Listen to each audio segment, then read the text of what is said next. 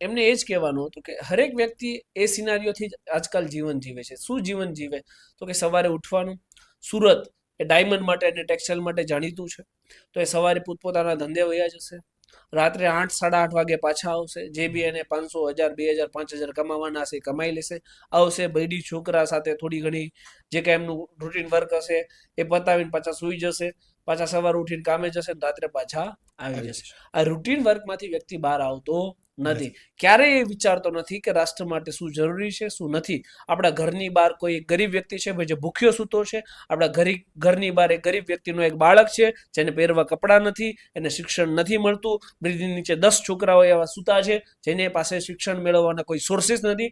આવું કોઈ પણ વ્યક્તિ વિચારતો નથી. જ્યારે આ વિચાર આવતો થઈ ગયો ત્યારે એ વોટિંગ યોગ્ય કરતા થઈ જશે. આઈ એમ અગેન્સ્ટ વોટિંગ સિમ્બોલિક વોટિંગ સિસ્ટમની હું અગેન્સ્ટમાં છું.